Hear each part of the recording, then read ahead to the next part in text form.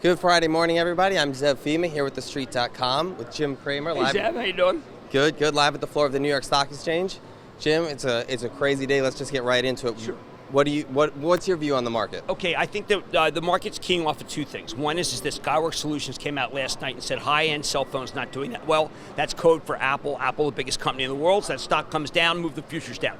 Second, and I think this is really important, a PPI number come out, producer price, and it was very hot. However, I think it might be the peak PPI. So if you react to it and sell stocks, what you're going to discover is oil has cratered since then. Oil is the fundament of what had been going up. So all the companies that were getting killed by oil are coming back, including the transports, United Airlines at all-time high. So do not react to the PPI. That's a rear-view number. Right, and so just real quick, because this is something we have talked about a lot. The reason we don't like a better than expected PPI is because it bolsters the Fed. Well, yes, it's the ammo that Jay Powell needs to be able to say. Steve Leisman, my colleague, friend, buddy, pal, has just been going on and on about how everything bolsters multiple rate hikes next year. Now, this is something I want to take on head on, okay? If the economy collapses, or I think it's rolling over, I am going to hammer Jay every day. I know Jay. I'm going to hammer him every single day. Because what happened in 2007 was I only hammered him a couple times. Now, I hammered him pretty loud. But I'm not going to be suppressed this time because you see, I don't play for dinner. Right. I don't play for dinner. Right, and there's a lot to that point. We had the lowest mortgage applications in oh my God! Yeah, what, 2014? What we really need is a couple of good rate hikes with housing falling apart. Right. Okay, with autos rolling over, with inflation. The fundament of inflation is oil. That rolling over. Okay, copper rolling over. Thank you, Matt Horby. Copper's rolling over. What do we need to do to Jay Powell to realize that these are rear view? And look, by the way, I want a December rate hike. Let me make that clear. Right. I want a December rate.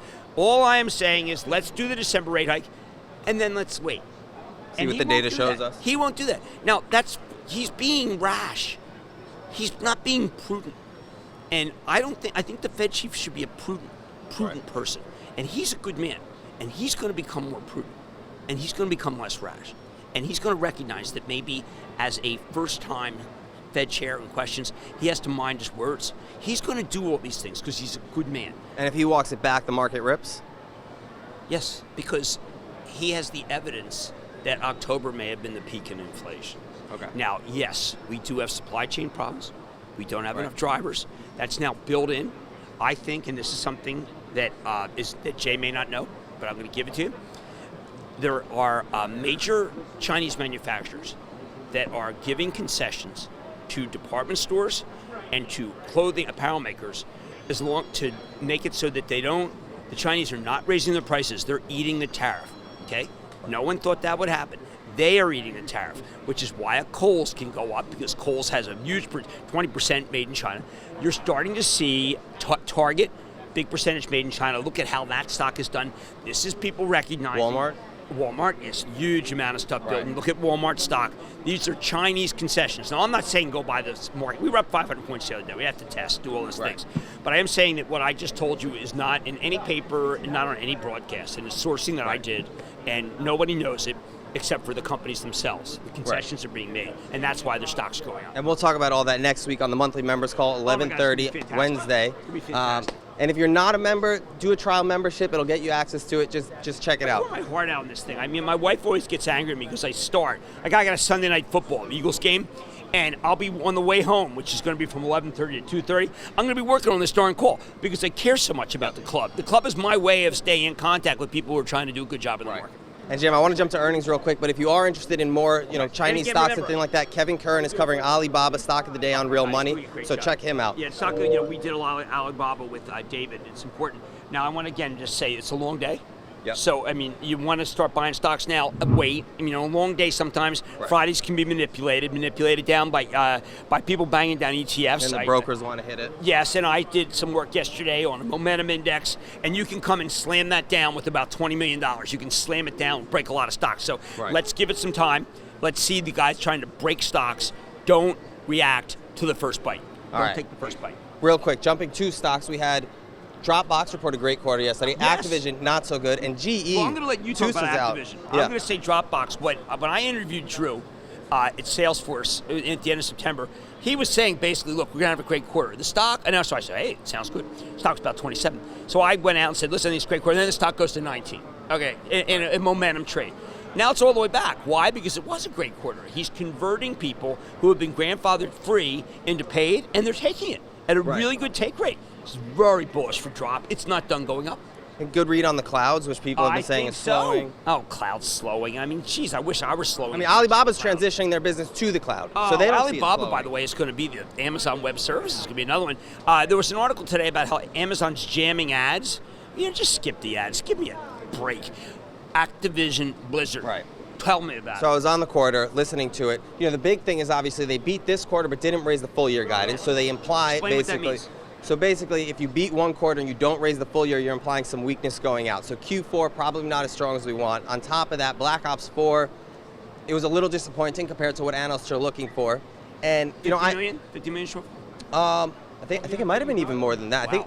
Yeah, yeah. But it's clearly no Red Dead Redemption 2. Right, and you mentioned this on TV, and I think you're 100% right on this. You have to understand, Call of Duty usually comes out in November.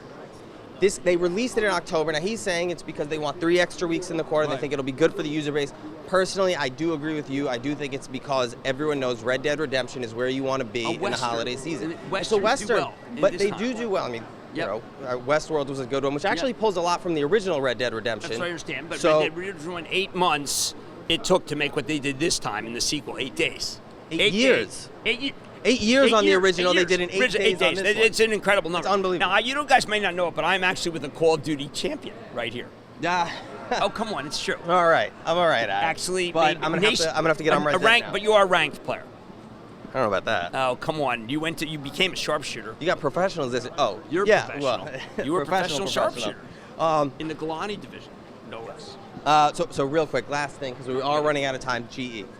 Okay, Tusa has become Captain Ahab, and GE's become Moby Dick.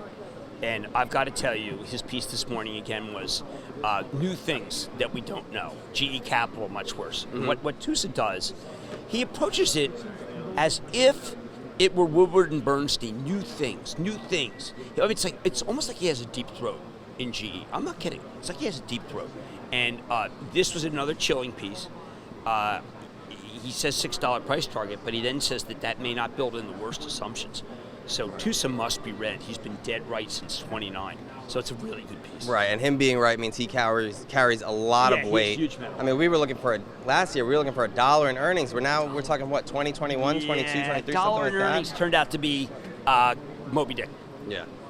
All right, guys, there you have it. Jim, anything else you're watching? Well, look, I do think that Amazon, not Apple's the key to this market. See, Apple can bring down a lot of stocks, but there's so much good news coming in Amazon. And I was looking at Singles Day. I mean, I think Amazon's better than Alibaba, but that's stock of the Alibaba. But if you have to decouple Apple, you have to put Apple over here. Let it become a service revenue story. Right. Okay. And start looking at Amazon. You need to see that turn. Watch PepsiCo. Watch Procter. Right.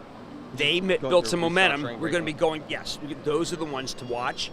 I don't write today off, but you certainly don't want to start buying yet. All right, guys, there you have it. I'm Zev Fima with The Street. Jim, thank you so much. Thank you, buddy.